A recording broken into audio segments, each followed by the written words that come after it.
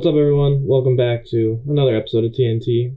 Us Arsenal fans come together to talk about Arsenal, whether it's the good, the bad, the ugly, the cliche, as I just was there. I got my friends with me, my very good friends. I got Jack, We're back. and I got his very close friend Dave. They kind of look alike, so don't let that distract you.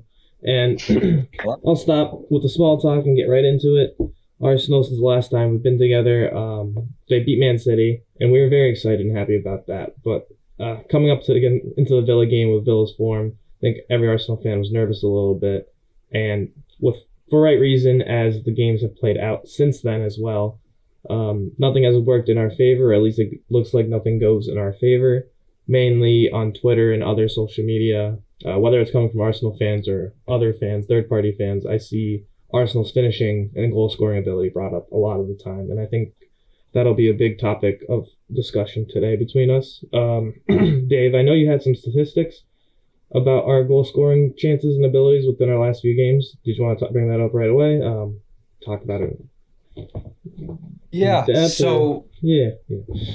given our recent run of form, it started. We've played Villa, we've played Brighton, we played Liverpool twice, we've had West Ham, and we've had Fulham. Obviously, one of our big issues, as you just pointed out, is our goal scoring ability. Um, Most frustratingly, I think that came up in the West Ham match where we had. I know field tilt is another stat that comes up a lot, but bottom line, we were in their half a lot. We had a lot of chances and a lot of chances that ended up going to waste. Um, and there's just sort of a lot of confusion and a lot of discourse over why that is. We have the same attacking core that we did last year. Keep in mind, this is an attacking core that had Arsenal's record for most goals scored in a Premier League season with 88. That came out to 2.32 goals per game, which is very high up from our 1.85 per game this season. Um, those 88 goals last season, they came from 72 expected goals. So we were overperforming and overproducing our expected goals about 22%. If we compare that to this season, granted, we've had some injuries. Martinelli was out for a bit at the beginning of the season, as well as some other issues that we can talk about later. Been in and out. Saka's been nursing some injuries. Nonetheless, again, that goals per game has dropped by about half a goal. Not only that, but our expected goals to goals scored this season is even, meaning that we went from that 22% overproduction to a break even, a 0% overproduction this season. So, So there are some glaring issues, and yeah, go ahead. so one thing that comes into my head after listening to those stats real quick is, I guess one big change from this year to last year is our midfield. I want to say at least getting rid of Xhaka and bringing in Rice. And I don't know if that's the type of stat change you expect when you make a switch between those types of players. Obviously, Xhaka was an aggressor and a leader mainly on the pitch, but I don't know if he brought some sort of attacking pressure that, or like maybe a different level of comfort that the offense had, what that gave them the confidence to make like more risky plays and chances that kind of helped them go above that expected goal uh, target that you were talking about last season compared to this year where I don't know if we're going for a more defensive approach. At least we're going for a more possessive style of play. That's for sure, I want to say. But, and obviously when you look at it that way, you're going to expect less goals to be, I guess, put away or at least tucked in, or maybe chances created. But that's the problem we're seeing with Arsenal is we are creating those chances, like you said. But for some reason, we can't put them away. I remember you had shared with us something about standard deviation. You wanted to bring that up for us here? Yeah. So there are a few things actually based on, your comment that I do want to touch on for sure. One of them being that there definitely are some structural changes to the way that we set up this season. Jack, I do want to hear your thoughts about what bringing Havertz into the team, what having Rice at our base really does for our fluidity going forward, if things have changed from last season, how they've changed, because I do think that there are some points there. Yeah, I mean, or I know like the big topic conversation you mentioned was Xhaka. What I do think Xhaka did was, he just did all the simple things easy. He was a very, matter of fact and to the point ball progressor. He was going to get the ball, he was going to turn, and he was just going to play the simplest pass. And while a lot of fans at the end of last year saw that left 8 position as something that we needed to upgrade, shiny new toy syndrome, I think it's Mhm. something that a lot of us would also appreciate greatly this season, seeing how unfluid, for lack of a better term, the left side has been. That's not to single out Martinelli, for instance, as far as goal scoring goes, because of course, the entire front four, front five has been not necessarily living up to expectations. The interesting thing is that, to your point, our chance creation is still there. I don't think that replacing Xhaka with Havertz, if you see him as our left 8 replacement, or whatever you think our long term plan is, I don't think that our system has inherently gotten worse, so to speak. I think Arteta is a very pragmatic coach in the sense that he's going to get all the players that he wants to create a system that controls as much as you can control and as much you can put into your own hands. Um, I think Rice, I don't think there's any player that Arteta would go and throw 115 million at before Rice. I think Rice is the guy who, you win all your duels, you get all your progressive passes. Um, so yeah, I mean, I think to the point that we're replacing Xhaka comes with the idea that, we did sign Timber, and Havertz, I think, was supposed to come and be that guy that gets us from your 88 goals in a season, and he was supposed to get you another 8 on top of the 7 that Xhaka got. He was supposed to crash in these dominant games. He was going to get us the goal that took us from 2-0 to 3-0. I think part of it is a little bit of unfortunate circumstances. Jesus has been injured in and out this season, so Havertz hasn't really settled into one specific position. Odegaard has seen role changes where he was shooting a lot at the beginning of the year, and now he's taking on more of a creator role. Our left back situation, you're not replacing what you expect of a normal left back or a traditional left back with another traditional left back. You're going from Zinchenko, Tomiyasu to Kivior. I think you're just seeing a lot of situations and injuries that are changing the dynamic of our play a ton. And at the end of the day, we are still creating as many chances as we have been. I think it's just unfortunate situations that put us in this run right now. David, like to hear your thoughts on that. Yeah. I mean, you opened up a lot of the dialogue that I've been seeing across social media. And the one that I think I want to start with that's most pertinent to our attacking fluidity and our attack output is, again, left-sided pod. Again, I think that a big struggle that we've seen this season, particularly in recent weeks, is that Martinelli, Havertz, Zinchenko, and it sort of starts to dip into Rice in terms of his progression. The struggle on the left side, I think, is one of our biggest issues, amongst other things that I definitely want to come back to. But I think the biggest thing, again, you talked about Xhaka's directness. And I certainly agree. I think that prior to this season and bringing in Havertz and having him as an ideal dual winning, box crashing left 8, I think it was very dependent on Jesus being fit for an extended period of time. That when our attacking 5 played together for the first time at home, we won 5-0 and we had those 5 first half goals. That interplay between Jesus and Havertz, Jesus would drop in, Havertz would fill in, and in the space that was left, fluid, and it was very, very mobile. And I think that was essential idea of what Arteta wanted to bring to the club. Now, with some of our unreliability of fitness, and particularly Jesus for this point, things haven't gone to plan. So we'll have Nketiah up front. We already know, and we've talked about what Nketiah up top does for our fluidity. Know that the side and the stance that I come to disrupts a lot of our fluidity, unfortunately. But Amen. nonetheless, we're still seeing a dysfunctional left-hand side, one that's really not reaching the peaks of last season. Then you question, well, if Havertz says the left side at 8 is supposed to be this box crash who gets you a few more goals, win some duels in midfield, is that worth the expense of Martinelli having to drop so far in, being so isolated on the left-hand side? It's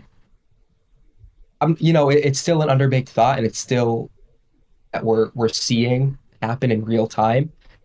But there's an issue there for sure. Again, injuries are sort of getting in the way of seeing Arteta's true vision of what it was at the beginning of the season. But there are some issues there, and I think the left-hand side, Art, I'm not sure if you would agree, but is a good example of where things are going wrong this season. Yeah, I just wanted to bring up Zinchenko. I don't think you brought him up when you were talking about the left-hand side. I think it's a good point of discussion, at least coming back to even last year in our troubles with Liverpool. In that game last year, when Xhaka actually got into Trent's face, I think. I don't remember, I don't care. But Right, yeah. got into it with the Liverpool players, and they made a comeback to tie us 2-2, I believe. And I think even then it was just kind of, not to give Xhaka so much credit and downplay Havertz, but even then the left side seemed to be a problem as Zinchenko's defending liability may continue to and still continues to hinder us right now, especially with Timber's injury. And obviously, when I don't want to bring so much bad energy towards Zinchenko, but because with the Timber injury, that kind of puts a lot of pressure on him to kind of step up and be a defensive player as well as be that that outside fullback creator that we also want him to be. But still, situations are situations, and we got to adapt to them. And unfortunately, Zinchenko and everyone who's been to that left side, except Tomiyasu, and I will stand by that, hasn't really been able to succeed at what we want from that left wing back position at this moment, or left mid, whatever you want to call anyone who gets put there, because they're up and down the field all the time. Jack, you look eager. Yeah, no, you bring up a really good point that I definitely want to touch on, because it's something I thought about a lot this season specifically, in relation to the injuries we've had. Dave, you were saying how, we don't really get to see Arteta's, what he really wants from this team. To your point, Arda, there's so much unnecessary stress, I'm sure, on Zinchenko, on Havertz, because you bring these guys in. Zinchenko, it's so easy to talk about, his defensive ability, because, you look at your left back, you want your left back to be able to defend.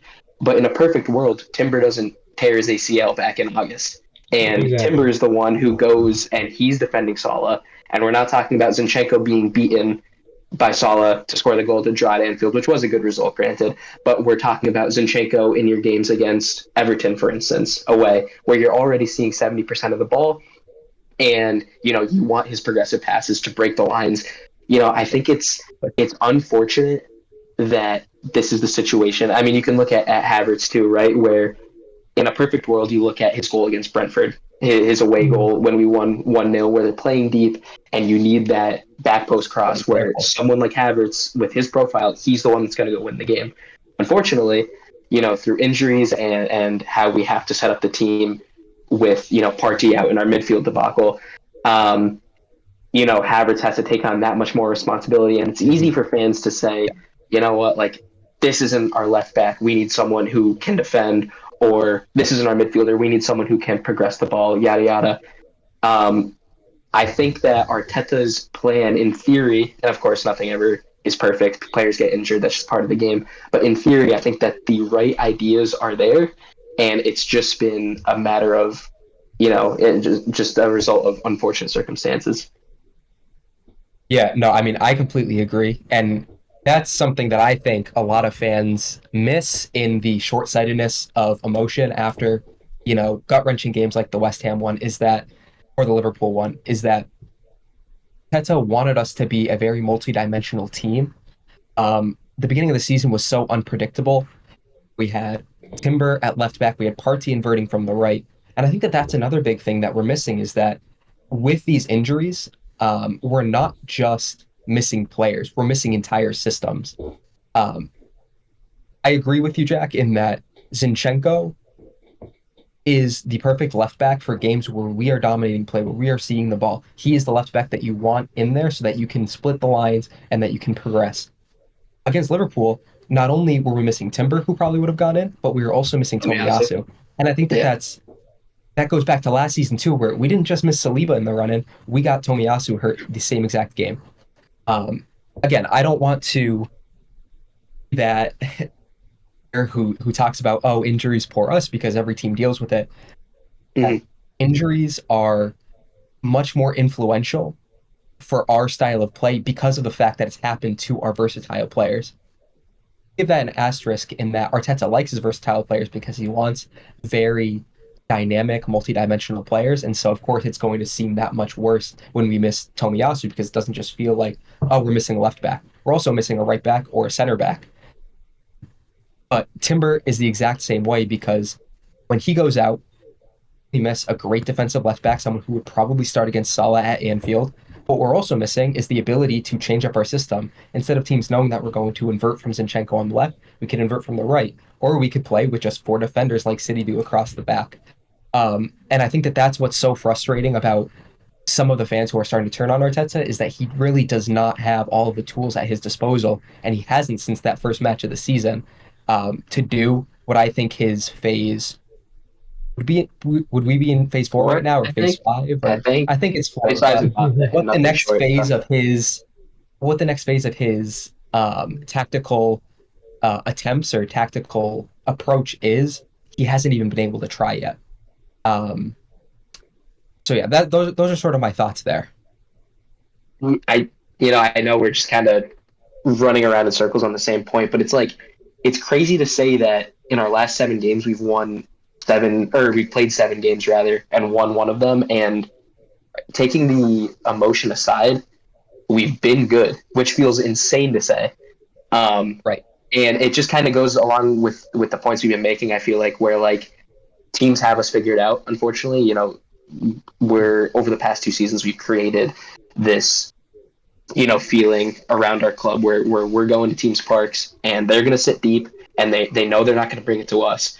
And having these injuries, although we still have the personnel to go and dominate teams. And Art, I know how you feel about field tilt and stuff like that, but we're sitting in these teams' halves 80% of the game with 70% possession and 3 expected goals, but we don't have the profiles or depth at the moment. But again, obviously every team gets hurt. But essentially, we're just not able to use those versatile players to get over the line. And that's been the most infuriating part, is I think that, the ideas that have been implemented and are trying to be implemented by Arteta are still there, but it's just not working. And we're losing games that we shouldn't, in theory, be losing, and not scoring goals that we should, in theory, be scoring, while playing good games, of course. To add on my own 2 cents to that, I agree with everything both of you have said, and specifically using Man City as an example, to be honest, as you look at their squad depth, and I think one thing Guardiola really does is create that depth. People say, you're at City, he throws money around and just buys the best players, but when you look at when he purchases players and when they're actually in their prime on his team, he lets them develop a bit into that role, yep, that versatility he wants them to eventually, master. Look at De Bruyne. He eventually became one of the best midfielders of all time, not even just of our generation. You know what I mean? And they lose him. They have the same struggles that we've been having this season. It's just they've started adapting because they kind of faced it earlier on. They've lost De Bruyne first, I believe, and then Rodri. 2 of the most versatile players in the midfield, arguably their most important area on the pitch too, where they like to control. And I just wonder if that's a problem with us fans expecting, our entitlement as Arsenal fans almost kind of ruins our perspective on what we've talked about Arteta's vision is for the club. Because I think we're so stuck in our trophyless drought. Obviously, we have our FA Cups, but everyone wants a Premier League trophy, maybe, a good run in the Champions League, that we forget that we want to play good football. Because personally, that's what I loved about Arsenal when Arsene Wenger was still coaching and still around. We were a top 4 team, and I was happy to support a top 4 team because they were so fun to watch. Now we're racing for the title, but one problem I've had a lot of the time is we're not even fun to watch anymore a lot of the times. Even if it's like a 1-0 game where we've won, it's close, it's boring, it's frustrating. You're not seeing the plays you want to see, and I don't know if that's, again, the limitations Arteta has or what we're expecting. We want to see blowouts. We want to see our goal scorers finish, and it sucks when you go on social media and you see that your right winger, your golden boy, Bukayo Saka, is one of the most valuable players in the world because of his age, his contract, his talent, his ability, and you don't see him take on 2 to 3 players. When you go to Mbappe, someone who's obviously Mbappe's higher talent, scope or cap, whatever you want to call it. When he was younger, he was taking on players in the French league, Farmers League. Again, you can make your different types of arguments, but you get my point. We're fed all this greatness about Arsenal, but we still you gotta struggle to eventually enjoy the fruits of your labor. And I think we're kind of rushing our success because we really want to see Arteta and our players who we cherish, because we do love our players, perform. Which brings me into another problem when it comes to this versatility and injury situation, especially in our current situation, is come January transfer window, we're looking at players to bring in to hopefully help with our injury problem. But what happens when we bring in another left back, like the one from Fenerbahce we were looking at, and then Timber comes back from injury, and then Tomiyasu comes back from injury, and now we have an oversaturation of talent in one area. And I don't know if it's going to be hard to organize that, or we're going to have another Ramsdale Raya situation, except within our defensive line. I don't know if that brings any problems to you guys. Dave, you got something? Sorry, Yeah, I said a lot. No, yeah, there's a lot to break down. But I like that. I do like your statement, saying that our entitlement as Arsenal fans ruins our perspective. I think that is, as a statement, that can really sum up these last few weeks. I truly cannot believe that some of the fans have started to turn on Arteta, or started to question him, started to imply that there's pressure on him. Again, because of the fact that he's coached and he's managed wins. We can talk about the style of play, which I think also speaks to your statement, because a lot of us are used to the fluidity that Wenger would play with. But I always like to turn to Simeone and Atletico of the early 2010s, especially to mid 2010s. But I mean, even now they've just recently won the league, and they're still doing well in La Liga. It's all about perspective. I mean, it depends on what your identity is, but as long as you're winning games, I think that doesn't quite matter as much. I think that if you're doing what you're supposed to get over the line, which, to be fair, I think that Arteta and his ideologies have been putting out tactics to do that for us. We've just been relatively unfortunate over the last month or so. And that's where I want to. I know we brought it up earlier, but I was never actually able to get it in here. But the probability of us only scoring one goal over our last 60, however many shots in our last game, from Canon Stats at canonstats.com, who I got this figure from, we have 0.1%. There was a 0.1% chance of us scoring one goal from our last 61 shots. The median, and they did the stats out and ran the simulation, was that we were expected to score 12 goals over those 61 shots. Again, truly, I think that what's being fed to us as Arsenal fans is sufficient and still playing all right. There's no drastic, issue there that needs imperative change now. Of course, I'll leave that up to you guys to leave your 2 cents on as well. But I think that right now what we're seeing is dip in form that happens. Jack, I'd like to hear what you have there. Yeah, and my thoughts aren't completely put together on this necessarily, so bear with me as I, throw up some words at you guys. But my whole thing is that, Arda, to your point, the Arsenal that we see now is not the same as the Arsenal when Wenger was coaching. We see Arteta where he threw all that he could at his spine. You have Gabriel, Saliba, and Rice. Everyone knows that's the trio of Arsenal right now. We don't. We prevent transitions against us. Duels are our biggest identity currently. And then you look at Wenger's era, where players that come to mind, you have Cazorla. Ozil was a great player of the mid 2010s. Rosicky. You have these tiny guys, great on the ball, and unsurprisingly, conceding a lot of goals. It was great football. It was very entertaining. But I think 2 different means of finding success, and the one Arteta is giving us, similar, Dave, to your point, with Simeone, who saw 2 Champions League finals and just won the La Liga league titles. Yeah. I think I know which one is going to offer you success over the long term, regardless of, maybe I'd prefer to watch Wenger football, but I'd also prefer to see Arsenal winning games. We're definitely seeing a transition. I know we'll probably talk about him later in this podcast, but Onana, we're looking in the January window with our left back crisis.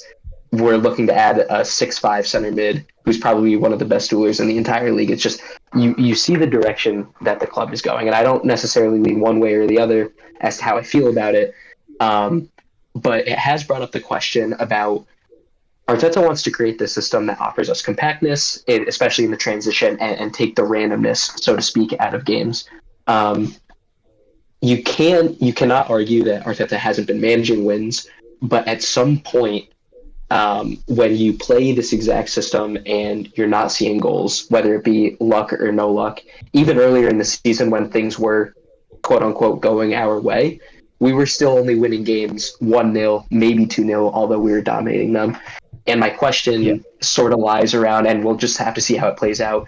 When we get to this final product that Arteta is sort of pushing us to, is that final product, is it 1-0 and 2-0 games that we have 5 expected goals and we're in the other team's half 90% of the game? Or is it more of how we see like a prime City where they're winning games 4 or 5-0? I wouldn't really mind, and I'd love to hear both your thoughts on this. To a degree, we're the perfect example of teams don't score every chance that you allow them to have. If it gives us a way of scoring more goals, which is obviously how you win games, I don't know if I'd necessarily be opposed to not signing a guy like Onana, who is going to sit there and win 30 duels a game. Maybe you go and sign, obviously Pedri is not going to be signable, but maybe you sign a guy like Pedri who offers you fluidity, progression, etc. It'll be interesting to see how that sort of progresses under Arteta's vision, but that's been one thing that has definitely stuck out to me. Dave, I can go quick since I don't really know much about Onana's profile, or I don't even know what club he's at currently, to be honest. Everton right now. Everton, okay, cool. But I just, again, I kind of agree with you. I agree where if you improve the chance of scoring a goal, you're improving the chances of winning, and if you're improving the chances of winning, it's not necessarily a bad change to implement. I think it kind of goes into, if you were to think of it from like a business perspective, I guess, you got to kind of think in the long run versus short term in terms of what you're trying to achieve.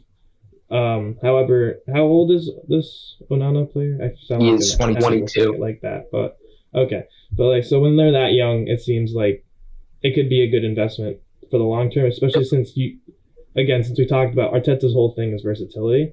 And if you have a guy who has a role already kind of developed at that young age where he's winning duels, you can kind of build a different layer of versatility to your liking and what you want to play on your team. If you can grab them young, and obviously if the player and coach chemistry works well together, that's obviously another big thing.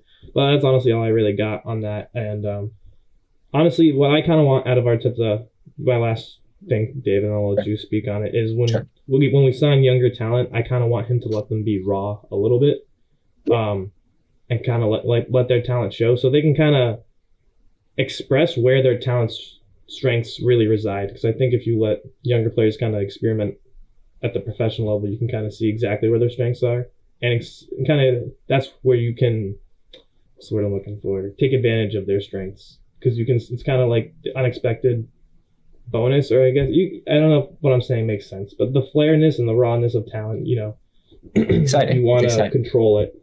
Yeah, right. Exactly. I'll keep my thoughts on Onana relatively brief as well. I've seen him on a few occasions. And I think that what this transfer, again, sort of screams at is just Arteta really wanting control. And we know that he wants control. We know that he is that pragmatic coach. He wants to have 70-80% possess in the other team's half. And I think that, again, having a 6'5", dual winning big center defensive mid who can come in and get you more of the ball, it's very telling. And I guess just re-verifying everything that we already knew about Arteta's talent identification. I guess this sort of, and I'll keep this brief as well, what this could do for us is it could reach Rice back out to that left-sided 8, which could help alleviate some of those Martinelli issues that we've talked about, and sort of that left-handed dysfunction that we talked about earlier. Be a little bit of grasping at straws again, especially considering we don't know how Onana will be integrated if and when he comes. But that is something to keep in mind. I will say, Arda, I like what you mentioned about This was something that a lot of people are starting to Sorry, did have you want some. to repeat that? You got cut off Oh right yeah, before you said. All right, I like what you mentioned about. gotcha. Yeah, I was just going to say about Uh, the youngsters that you brought out, and in terms of Arteta investing in young raw talent, I guess lack thereof. Um, I know last week there was Omari Hutchinson, who used to play for Arsenal through the youth, who went to Chelsea, and now I forget where he's at now, somewhere in the Championship. But his manager or his agent was on Instagram talking about, oh, this is why youngsters don't go to Arsenal. This is why they go to other places after Arteta's lack of use players in the Liverpool match. After Liverpool and City and Chelsea had all included debutants and Spurs had included their youngsters as well, Arteta didn't do so. And this isn't the first time that he's done it all season because you could look to the Champions League matches, at home or against PSV away, both when we already had the group wrapped up and they weren't thrown in. And I think there were some excuses given at the time, like, oh, it's a Champions League match. Oh, physical team, don't throw them in the deep end. But now after Liverpool home, when all of these other players are getting debuts, you do have to wonder if Arteta is just really distrusting of players who aren't really foundation or don't have solid foundation in their skill set at a young age. But as good as William Saliba took 2 or 3 loan seasons before coming back, he's almost one of the best in the world at their position to prove to Arteta that they were ready. If there are some issues there, I'll throw it to you, Jack, to give your 2 cents on it. But Yeah, I definitely mean, something worth considering. yeah, it's definitely something worth considering. Right now, obviously, every single week we don't know what midfield we're going to see, and I'm not arguing at all that someone like Charlie Patino, for instance, is ready. But the fact that the conversation doesn't even seem to be a thought at the back of Arteta's mind is kind of telling. And to your point, it's very telling of where the future may go with the club. Young players aren't going to see his his path and how he looks at young players and necessarily want to take their talent to Arsenal. Um, I think it kind of goes hand in hand with the control that Arteta wants with his team. You could argue that he takes a very pragmatic, robotic approach, which is something obviously we've been talking about the whole time, which is, to me personally, the way I perceive it, it's just frustrating because we're so structured out of possession, yet we see the ball 80% of the time. If we're going to be so good out of possession and cover so much distance out of possession and have the best profiles in the world out of possession, like Rice, especially when he plays further up the field and we can do that ball recovery, in the final third. It's very frustrating to see this sort of, and I know you both will know what I'm talking about, when we move up the pitch slowly as a unit, and then we'll get the ball to Saka, and he'll pass it back to Odegaard. Recycle. We'll Yeah. horseshoe to the other side, and we'll horseshoe it back. I would. Complacent, pragmatic. Yeah. It's super Absolutely. pragmatic, but I would much rather see Odegaard try to make 3, 4, 5 more line-breaking potential passes a game and put your faith in someone like Rice to win the ball up the field, someone like Havertz with his 10-foot-long legs. The duels are what you signed him for. Win the ball back there, but take more chances Yeah. rather than this horseshoe and a billion passes in the final third. Dave, I know you want to make a comment on that. I think that actually relates back to what we were talking about earlier. It's a really good point in that what do you sign these dual monsters for if you're not getting them to win possession back after taking these risks? Mhm. And I actually think that this goes back to Arteta not having all of his tools at his disposal. Because again, in a perfect world, what do you see? Whether you see it from inverting at right back or starting the midfield itself, that our best midfield does include both Partey and Rice. And I think that gives you a little bit of dynamism in that Partey will be your line splitter. Rice, I think, is at his best, just like you said, when he's a little bit further forward, when he can progress the ball on the dribble. We've seen it a few times, and I've seen this dialogue going around a bit. He's a much better progressor when he's running with the ball instead of passing with the ball. Whereas Partey, great on the turn, great dribbler, but he is fantastic at also splitting lines. And I think that if you have Partey and you have Rice and you have more defensive monsters in the back, like Tomiyasu, like Timber, I think that what that would enable us to do, get the right profiles to make those risks. again, you'd think that Havertz and Rice would enable us to do that, and it seems like we're taking a step back and taking less risks. But I don't want to neglect the fact or ignore the fact that, again, that might be down to the very particular injuries that we've had. But I digress. I still agree back to what we were talking about earlier in that why are we not talking about our youngsters? And this is something where my thoughts are a little half-baked, but I do want to hear what you're saying or what you guys have to say about it. I did Reece Nelson over Martinelli in the FA Cup against Liverpool. That for the complaints we're having about Arteta right now, I think that that's actually something that he's showing. Okay, if a player's playing bad, like Martinelli, we can have Nelson go in or someone go in and, try to prove themselves to get in and break into the starting 11. A couple things there. First, do you think that Arteta's giving enough players enough chances? Second, when we can come back to this, I think that starting Nelson specifically for this game was the right choice, given that we started Havertz and an advanced Rice at the 8. Start with is Arteta giving players enough chances? And I'll throw it to you, Arda. Real biased answer real quick. I don't even like Nelson, so fair enough. Honestly, biggest chances. I mean, if we actually won the league last year, I would have liked him for his last minute goal. Sure, the Bournemouth. I still do. Best Arsenal memory. I still do. But regardless, my example honestly is Emile Smith-Rowe. We can write a whole textbook about this guy's experience at Arsenal, but so I won't go too in depth about it. I think with him specifically, you see, it's kind of a bit. It makes you think because I feel like ESR really embodies what Arteta wants in a versatile player. At least from what I've seen of him, I think there's a lot he can do, especially on the offensive side of the field. So you think it's something, especially in the midfield area, that Arteta would like to experiment with. Maybe like we've said already, and I that this theme of control keeps coming back with Arteta. For me, it seems like he has a vision, and he just really wants to make that vision play out. It's almost like an artist struggling at a blank piece of a canvas. He's really trying to put what he sees into reality so everyone else can see it and yada yada yada. And I just think that's the problem with the young talent he has at hand I think he's so perfectionist and specific that if it doesn't really fit what he's looking for, he'll almost ignore it. And I'm overanalyzing a person who I don't know personally, but certainly what it seems like. I think it really just comes down to that, and it sucks because I think Smith-Rowe would provide a lot to us, especially in that left 8 role, off the bench specifically. I don't know if he's done enough to start, but that's the thing, right? These players aren't even getting their chances off the bench that frequently to even trying to even try to make a chance in the starting 11.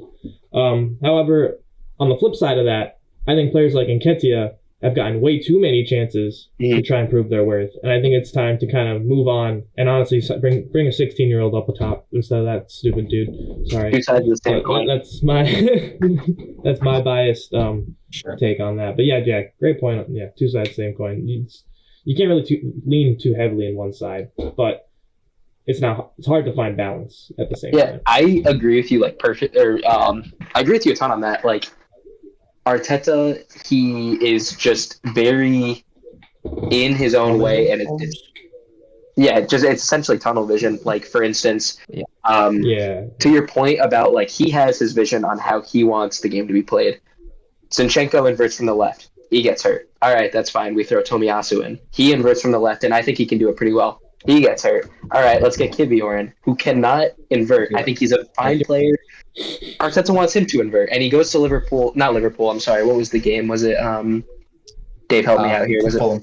Fulham. Yeah, it was Fulham. And he looks lost out there, and then players can see this lack of confidence, and they're not passing to him. And then what's the point? It's just this whole it just compounds on itself. And I think it comes down to in the FA Cup, we saw Kivior start at left back, and we saw more of a, because Jorginho played, we saw more of a traditional left back role. And I thought Kivior looked much better. I think the own goal was unfortunate, but I wish it didn't take a situation like Kivior at Fulham where he's trying to invert and obviously cannot play the role to then be like, oh, maybe I shouldn't play this player in a role that he obviously doesn't know how to play to then go back. Because then we have I know this is picking at straws, but then maybe we don't lose the game because we have a much more competent player playing where he should be playing at Fulham. Maybe we don't lose the game. That's a big what if. But you see my point. It's like Arteta, I think, is just very stuck in his own ways. I think that's his next big. I'm not saying that he's not a versatile coach. I think he sees the game in many different ways that can Right. make it work. But in some ways, like the Kivior situation, and Arda, what you were saying, just made me think of that exactly just a couple weeks ago. Um, I just think that he can really try to force some players, including players that are young and still developing, into roles and positions that don't suit them. And I think that can really hinder players' development and players' trust in Arteta to get the best out of them moving forward. And Dave, I know you want to touch on that. I was just going to say, I think that sort of, I think what we're saying here reflects a lot of what we've seen um, on social media, a lot of the discourse about Arteta as a tactically diverse coach, about how he manages players fitting into these roles. This is reflective of what I've seen a lot of. Um, with that in mind, something else that came up was, and Kivior inverting reminds me of the fact that we used to invert. Now, this is more of a question, I guess, but given all of the injuries that it's taken to get Kivior inverting, would you still consider Arteta basically, unavailable, I guess, for lack of a better term, when it comes to 11 into what they want to do? Because again, think about what it's taken for us to get here. It's taken Tomiyasu out. It's taken Timber out. 3 players who started over Kivior, Fulham and against Liverpool. He going out, who likely could have started against those 4 players would have gone in. Jack, I'll let you start with it. Yeah, I mean, like 2 weeks ago, I would have loved to see against Fulham what Arteta did with Rice in the midfield.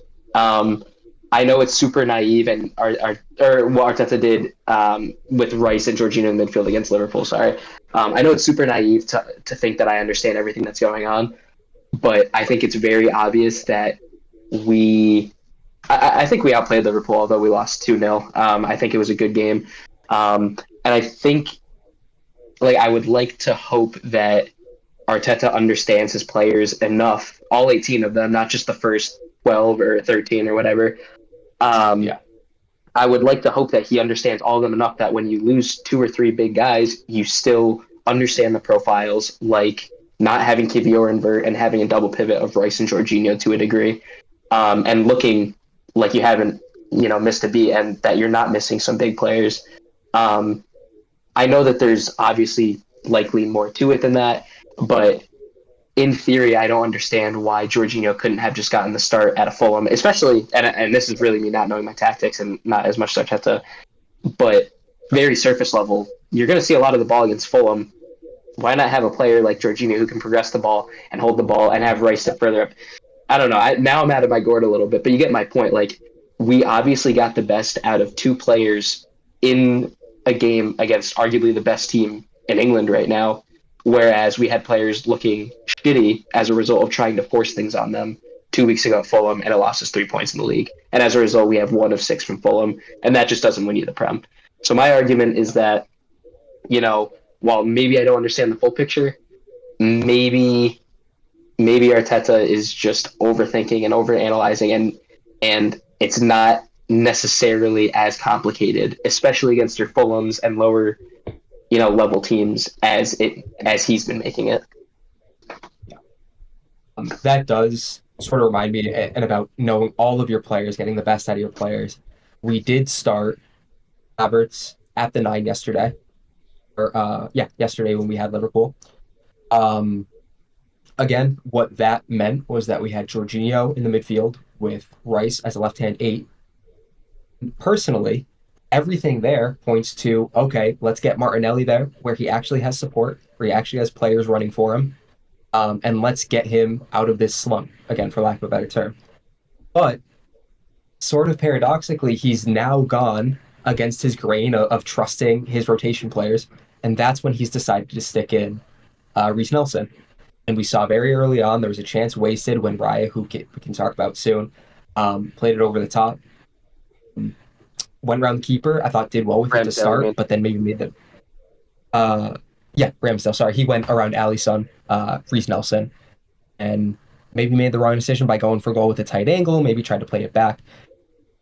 List of that chance. I think the overarching point is that is he getting the best out of his players? Personally, I know I'm regurgitating it, but having Havertz at the 9, having a runner finally in Declan Rice as the left 8, everything points to giving Martinelli the tools to get out of the slump. Good groove. So I don't know. I'd like to hear your opinions there.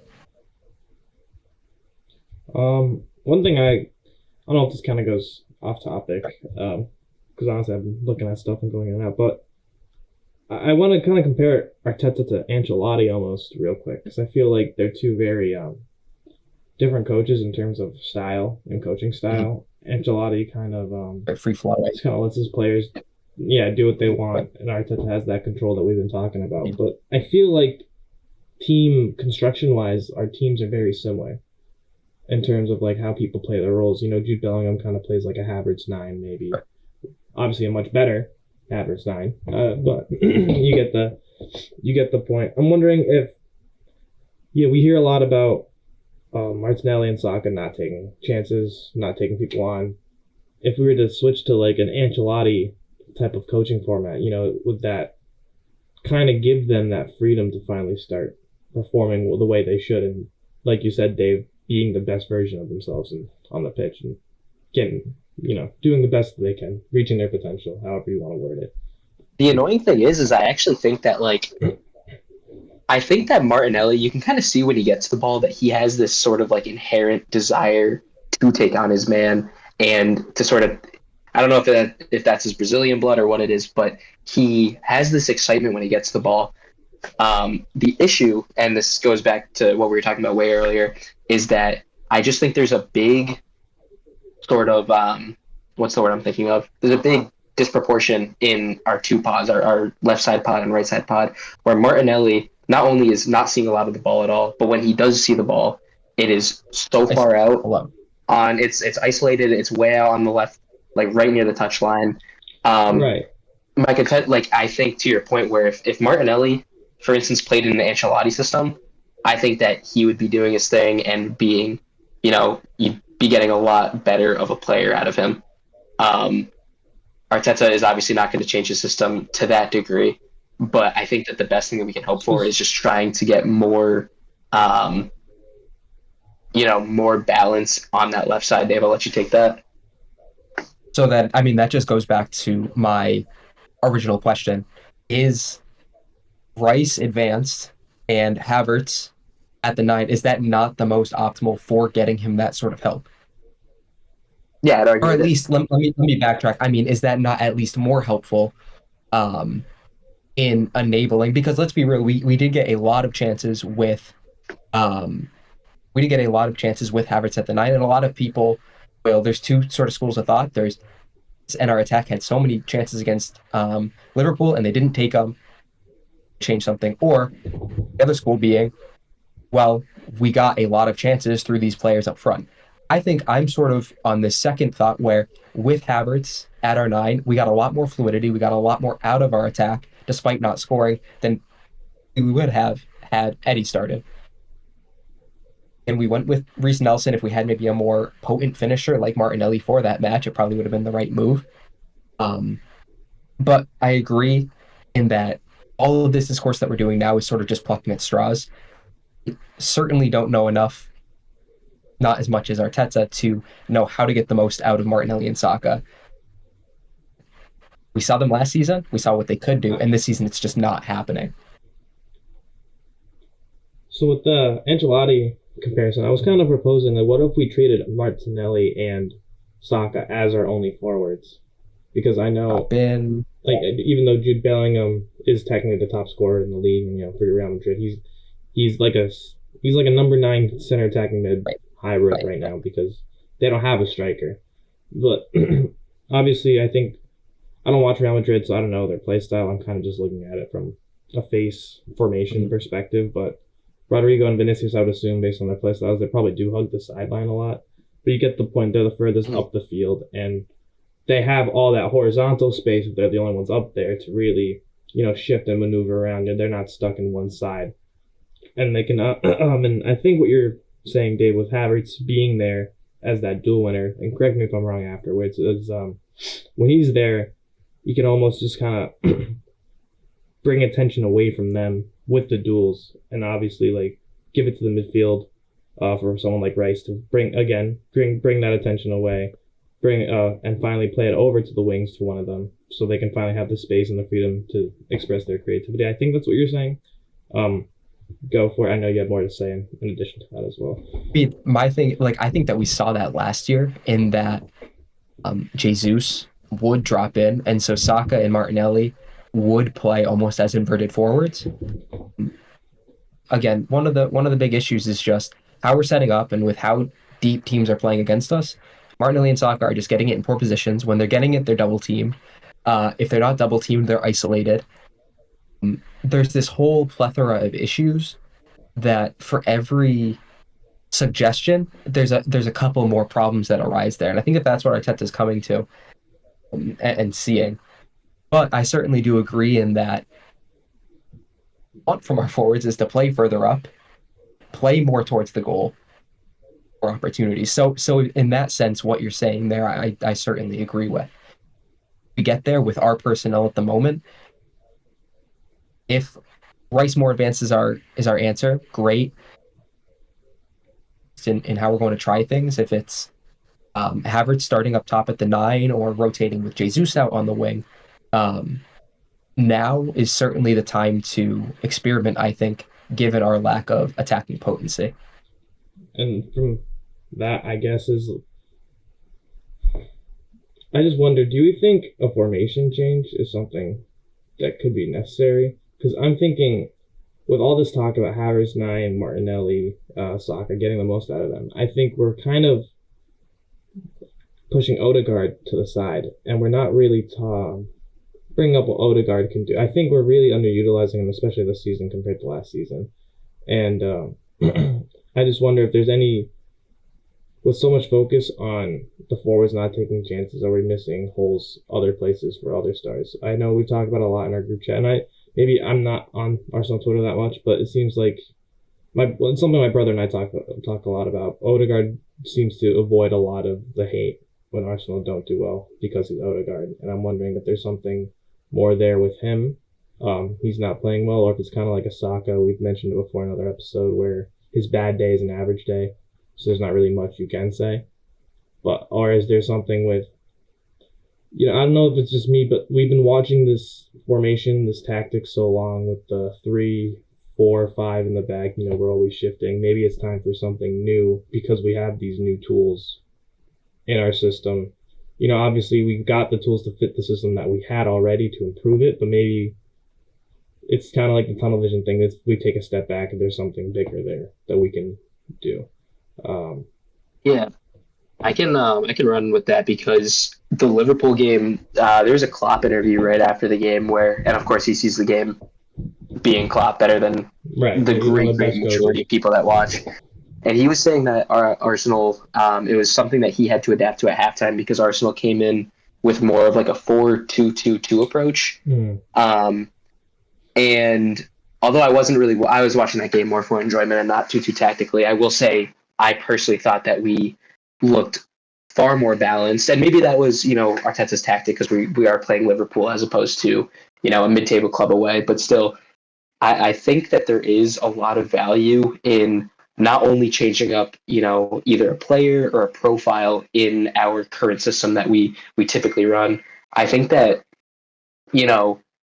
changing and running, a normal 4-back or however many forwards you run, whatever it is, I do think that there is a lot of potential value in exploring those avenues.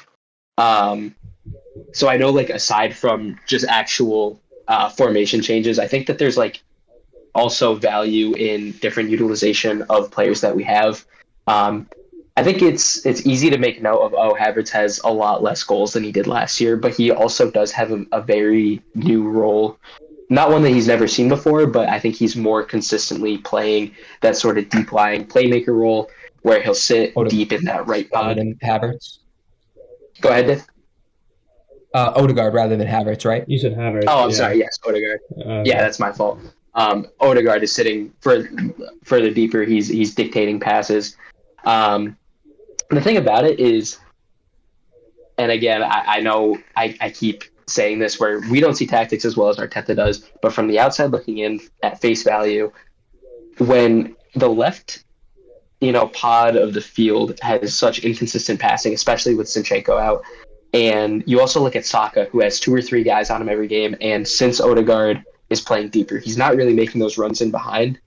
It makes me question why there aren't some games where we can put Odegaard on the left, help him with Martinelli, give Martinelli more space, more chance creation, and give Saka someone who will dart, someone like a Smith Rowe, who's more of a distance runner, more of a strider, where he'll make those runs in behind. He's good on the ball. He can find and sniff out chances if he gets the ball, behind the lines. Again, I know it's way more the ball forward well. Right. I know it's way more nuanced than that, but I think there is something to explore in Odegaard on the left side of the field, especially since he's not really scoring as much this season. He's doing more chance creation and ball progression. So why not let him play a similar, what we're missing from Xhaka last year, and see what happens if we give Saka someone who can let him be more creative and sort of, explore space without 3 men to be on his side. Dave, you got something? Or I have a little thing to say about Odegaard. No, go ahead. Go ahead. Jack touched a lot of it. I mean, mine's more of a crazy out there idea, so take it as you will. I always wondered what it'd be like, recently at least, is how we could run with like a diamond offensive system. And it's gonna sound like kind of like your basic system. So I want like 2 wingers and a striker up top, and I think Havertz would honestly be that striker with his height and his ability in the air. And I always wanted to see Odegaard as kind of like a shadow striker, or like someone who plays behind the striker. Because I think with his footwork and his awareness of the field, to be honest, and like where people are, not just, Arsenal players, but the opponent's players as well. I think if you had that confusion with 2 people in the middle with Havertz and Odegaard, defense not knowing who to cover, do you cover the guy in the air? Do you cover the guy who's going to get the ball at his feet?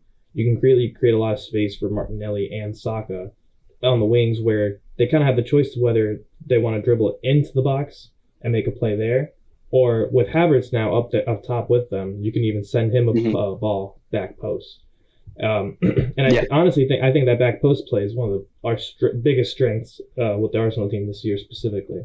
So that's why I've honestly wondered how we can make that type of offensive play work. My only saying it again without much thought about it, you can kind of see, like, I guess, a defensive liability because we're losing some defensive space, because one of Odegaard's things is his engine as well and his ability to kind of just go back and forth and control the game all around the field. But I want to hear you guys' opinions on that type of, like, obviously Arteta's not going to hear this and implement it, and we're not very going to fucking see it. Yeah, regardless. Yeah. Dave, I will let you talk on that, but I just want to add quickly, I do wonder how, because obviously we missed so many goals with Odegaard playing deeper. He was the highest, I think he tied the record for most open play goals from a midfielder like ever in the Prem. So although I think he's way better at progressing and he got a freakish amount of goals last year, it does obviously suck to lose that many goals in a season. My thing is, I wonder how good Onana would be if you came and you just sat him next to Rice and you had an average midfield height of like 6'3" and guys that just covered 30,000 miles per game. I do wonder how much more freedom that would give Odegaard, who does take on so much of the, pitch covering responsibility.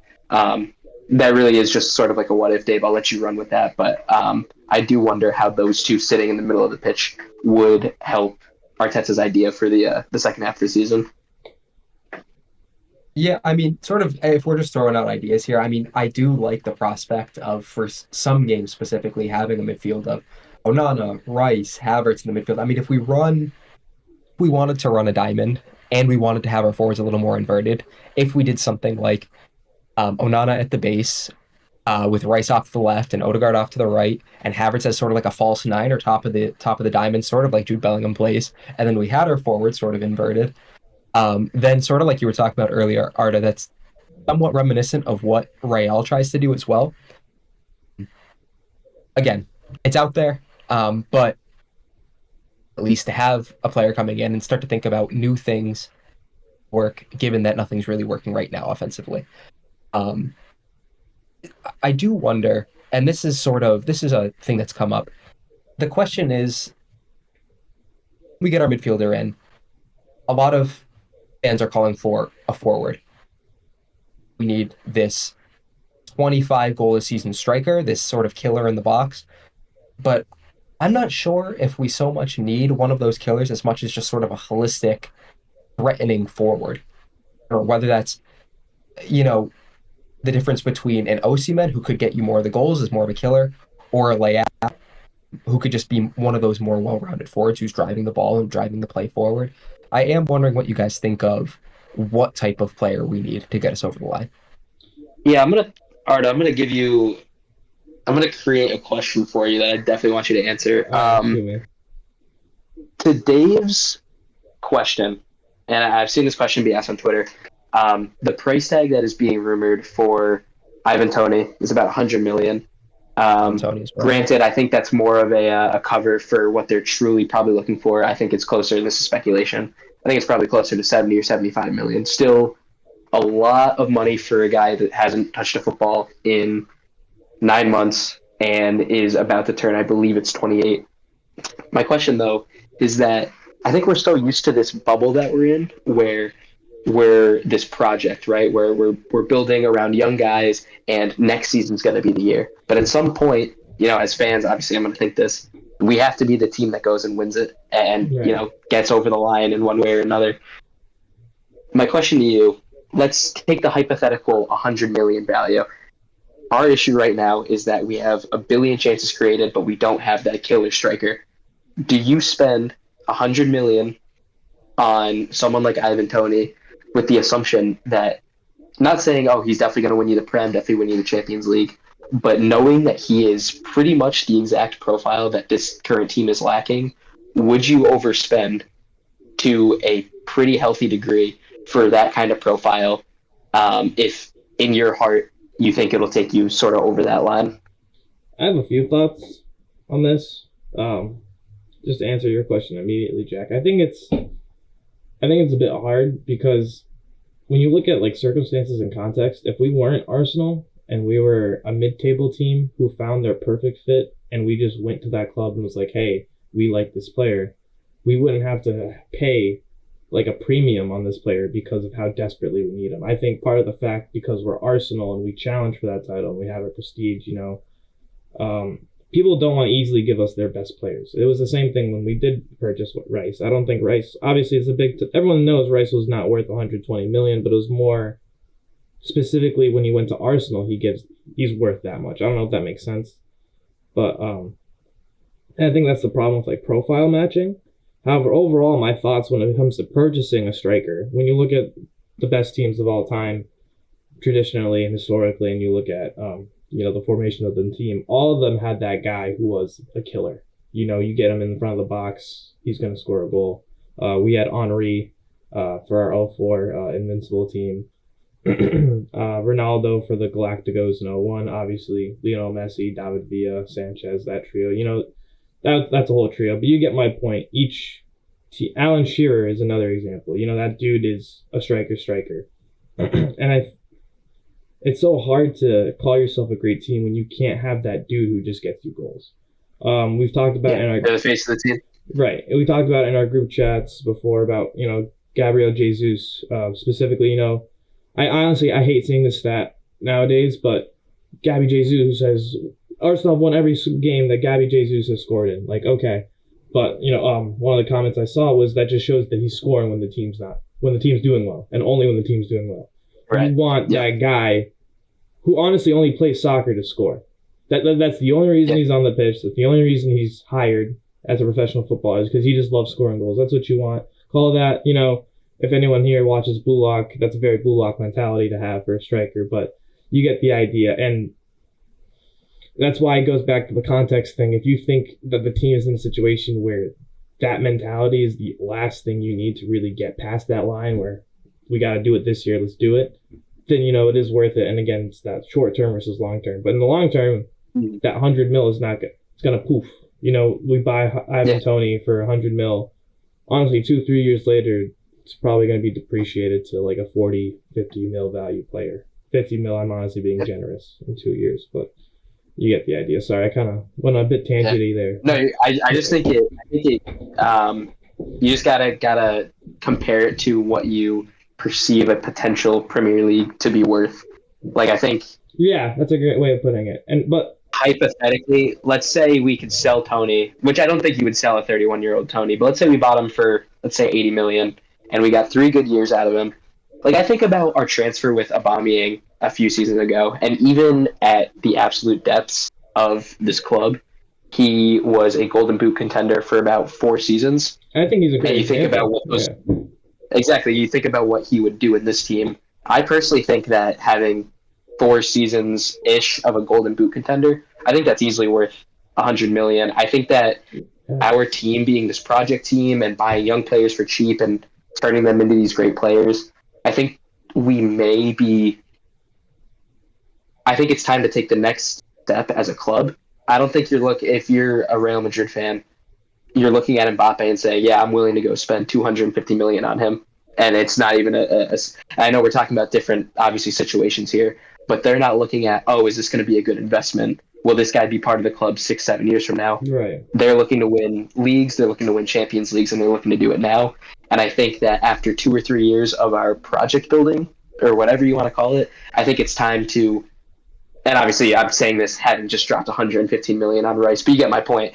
You gotta buy the players that aren't gonna potentially get us there in 2 or 3 seasons. You got to buy the guys that aren't going to get you there this season or next season, and they're going to do it instantly. Well, to that, that's kind of where I stand on it. To that, I say, wouldn't Ivan Toney be kind of like the guy who maybe gets us there, but someone more like OC Yeah, no, I see your argument.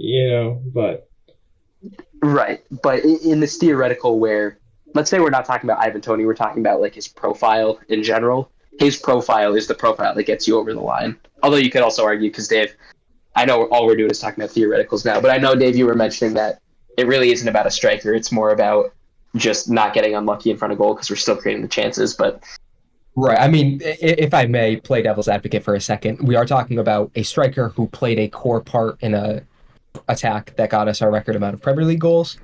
Or what it is worth, right. Jesus does involve himself in goals if he's not directly scoring them all the time. However, when you have a striker who's not directly scoring all those goals, you leave yourself very susceptible to these dips in goal scoring. Yeah. That's where I sort of stand there in that. That's where our project can't be. That's kind of my argument. We don't need a killer as much as a dependable scorer. And I think that if we had a dependable scorer to maybe not even get us up to where our expected goals are at, but even if we're underperforming it by anything less than 1 out of 61 shots or 1 goal out of 12 expected goals in our last 7 matches, we're getting a striker who can get us a few of those. We're probably looking at, instead of 1 win and 4 losses or whatever, we're probably having wins, 3 losses, 3 wins, 2 losses. And then where are we? Right up there with Liverpool again, less crisis mode. And it, if anything, just calms the fans down, takes less pressure off, and stops that perpetual sort of snowball effect and derail seasons. So that's where I stand there. I do think that, for what it's worth,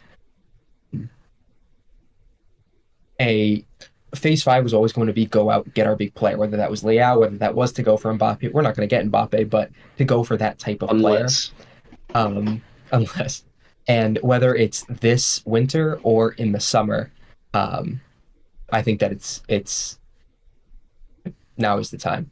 I think it's Jack?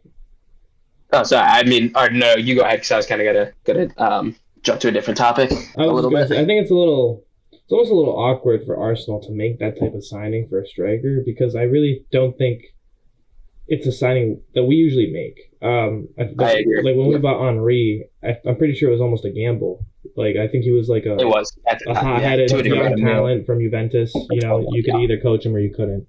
But, stuff like that. And we're used to those gambles, but is 50-50. Lacazette is a gamble that didn't work out for us. Pepe is a Yeah. gamble that didn't work out for us. And I think that's where the awkwardness and I think the hesitancy, I don't know the word, but where that feeling comes from for Arsenal fans, especially because I think if you replace change the conversation and said, oh, we're going to go buy a De Bruyne profile, I think everyone would hop on that fact and be like, yeah, send as much money as you want. But I think it's the fact that it's a striker for Arsenal, and we've just been so unlucky that it's a bit scary when you throw that much money around. Jack, Dave, I'll let you. Dave, I'll let you run with it in a second. I just wanted to say, just because it goes so in theme with what we've been talking about all day, our really big sort of 50-50, if that's what you want to call it, transfers under Arteta has been Declan Rice, who is the least. You just know what you're getting out of him, and you also have Ben White, who is he's going to drop you 7 out of 10s every game. You're literally just getting the embodiment of what Arteta wants out of players, and that's who he's going to go splash cash on. So, while it's easy to sit here and hope that we're going to go throw 115 at Leao, which is what I would, of course, love to do, I really don't know if I see him going and signing that sort of, 50-50 kind of guy. One thing I will say real quick, Arda, I definitely agree that Arsenal, we do not make a theme out of signing world beaters, but I do think that there are a few extraneous facts that have made that the case over the past 10 or 15 years. Obviously, our completion of the Emirates, our paying off of those funds, our change of ownership. And I do think that what's a good sign is that in the past couple of years, since those debts have been paid off, Cronks have started investing more money in. We've seen the signings like, although it hasn't worked out well, Pepe, followed by Rice. We've had Ben White for big money. We've had Partey for big money as well. And I think that what is an important thing to note is that, just like Jack was saying earlier, when you're Real Madrid and you're going for titles now, you're going to spend the money on Mbappe, you're going to spend the money on Hazard, and some of those transfers won't work out well.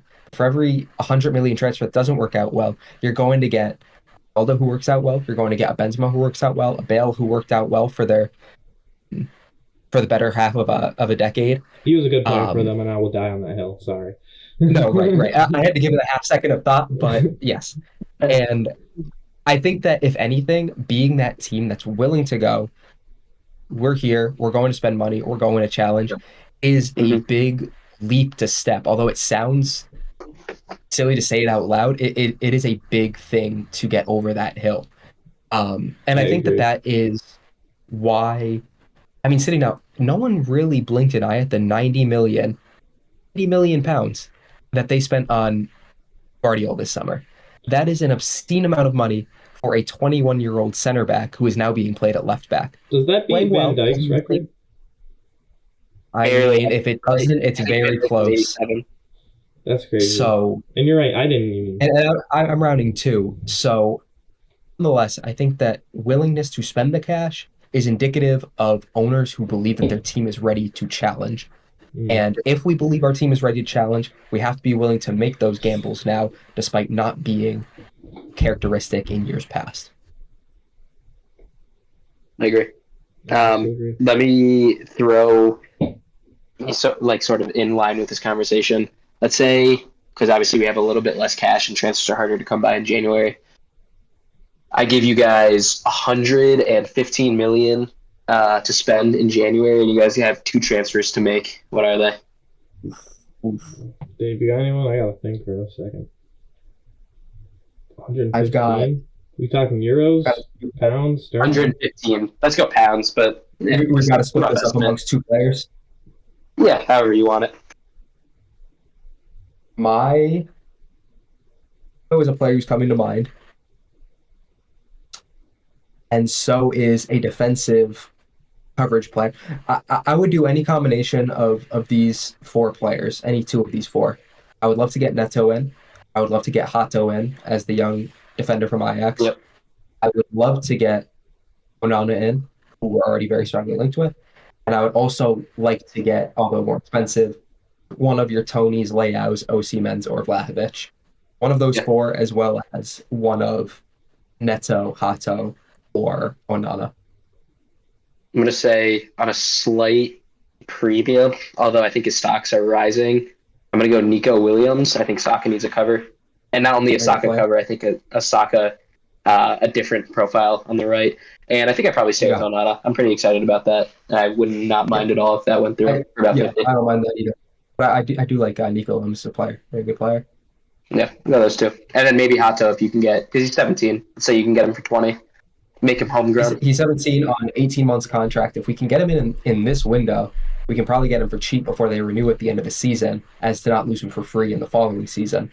Another big thing, it would be a huge interest to get him now, have him play 3 seasons before 21, and get him homegrown. That would be Exactly. huge. I got nothing for you, to be honest. I can't think of any players from other clubs who I'd honestly want at Arsenal right now besides people like Mbappe, which doesn't that's fit fair. the 115 million cap you gave me. But That is the thing too. Is like, do we want more gap stops like your Trossards, like your? I have a fear that Onana might just be a gap stop until we get a world beater in their position. I don't think so. Exactly right. Now I'm plucking at straws. That's one of the things where do your best teams in the world go and get those players that just fill the gaps? Honestly, sometimes they do. So I'll digress there. I feel like Arteta's an easy enough read to where your gap stops are going to be your Jorginhos or Trossards, your upper 20s, lower 30 in age. Oh, not as 22. I don't think you would sign him for that. But again, that's just a pointless addition to the conversation. You never know. I mean, you do never know in theory. I mean, his profile is a good gap stop profile. He's 6'5", so you just throw him there. Yeah, right. That's sort of what I'm getting at. Who's that CDM we have on our squad who's always on loan like every year? Charlie Coutinho? Oh, Lokonga as well. Oh, Sambi Lokonga. Like, wasn't he someone similar? I mean, again, I was kind of out of the loop with Arsenal a few years ago, but like, I remember that signing being a bit hyped up, and then we never really did anything. Yeah, so. I think the idea was to integrate him. Right. I think he was supposed to be. I think he's been doing all right at Luton, in fairness. But I don't know. He didn't have the best. But like, isn't the same thing with Tavares, our left back? He's just he's been. I think he's done. I think he's been shit at Nottingham, so I think he's out. Okay. But you get my point. It's like I feel like I don't know if he's an academy player to be real, Tavares, but I feel like sometimes we can bring in young players and eventually they just kind of get loaned out, or not every young player we bring in. But again, that's just business. Exactly. Because these players aren't people; they're assets to these. Exactly. Players. That's all they are. Yeah. I think. If you guys want, we can go into Raya Ramsdale. We've been going on for a while. I don't really have much to say about that, other than I guess Raya is better. I like both, but when you look at the numbers, I guess Raya is better. I didn't really want to dive too much into it. Yeah, Dave, I'll say it quickly. Yeah, go for it. There is one. I think I saw this on Twitter somewhere, and it was a very, very good point. You look at, and you can't predict injuries, but you look at what happened this season. We spent $30 million. We haven't spent it yet, but we're going to spend $30 million on Raya to make maybe a 5%, betterment in our goalkeeper position, and at the cost of bringing down the vibes, making players question, am I going to keep my spot even if I'm playing well? You could argue how well Ramsdale was playing, but you bring all this sort of negative energy to the club with this whole Raya Ramsdale situation. I feel like the gain, that 5% gain that you maybe get from Raya, although it lets you play your game far better, and we knew Arteta was going to go through with it and play the game he wants to play. I don't know if the gain is worth it when comparing to where that money could go elsewhere, as well as not having that negative energy from that whole debate, sort of coming and playing the club in the first place. I thought it was a really good point that was brought up. I don't know how much we truly gained from that signing as a whole. Things I'll say very quickly, because I think that it's one of those scenarios where you sort of just have to sit back and watch how it plays out for the rest of the season. Yeah, that's true. I think that as time's gone on, the drama behind it has decreased and decreased over time. I think that the Brentford Raya that we signed for the club at the beginning of the season reiterate, last season's Raya that we signed to bring in um, was going to bring us more than the 5%, arbitrary 5% increase that has been brought to the club. But I think Yeah. that what's more than that, that there are new intangibles that this is sort of what I wrote down prior. There are some intangibles that you notice when Raya is in the side that does add to our quality of play. And I think that one of those, and again, this is such a non-empirical thing to say with definity, but when you see our defenders with the ball, it does seem as though there's a lot more confidence, a lot more calmness around the back when they have him as an outlet. Into that, what does Arteta really want at the club? Put a ball playing keeper who provides like a sound option to be the first guy in build up. For what it's worth, he attempts more long balls. He those sort of difficult passes, as they're called in the statistics. And again, he is the highest playing Europe's top 5 leagues, so he has the highest starting position. So he is going to be that option as the first man to build up. And for what it's worth, he is claiming balls in the air. I know it's tough to go back to that Liverpool match. The Kiwi or own goal, I mean, Dale is nowhere near it, and he's trying to punch it out. I know maybe I'm picking things up where they're not there, but some intangibles that Raya does indeed bring to the club. Collection of aerial duels is certainly one of them.